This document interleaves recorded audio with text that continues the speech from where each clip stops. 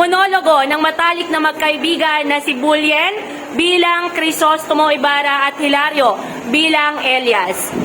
Palakpakan po natin sila. Ako sila Crisostomo Ibarra, Magsalin.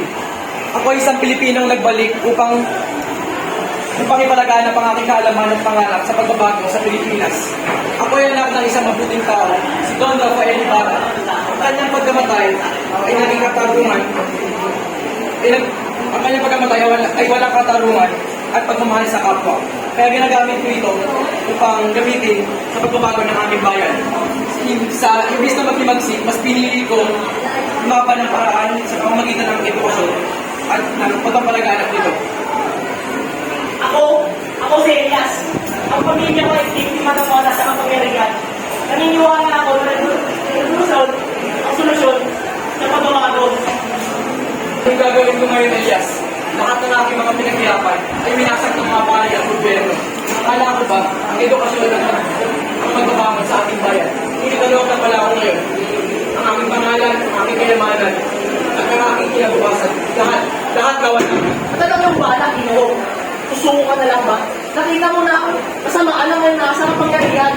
Yung maaaring paniwala nito. At ano gusto mong gawin ko, Elias? Gamitin ang dahas, maghimagsik, at anong hindi ako sangayon sa kalakasan. Kung papangon tayo sa dugo at digmaan, wala na tayong pinagkatulad sa kanila. Tingnan ka ito, Ginoo. Ang sugat na iniwan na lipunan wala katarungan. Ang bayan natin ay biktima ng mga nasa kapangyarihan. Hindi ko sinasabing dahas ang solusyon sa pagbabago.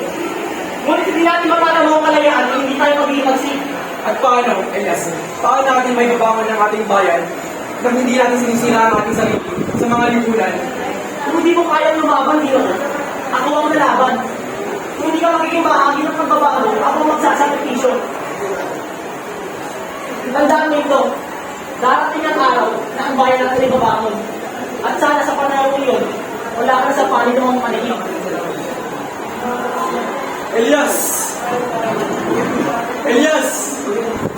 Ma'am, Okay, maraming salamat.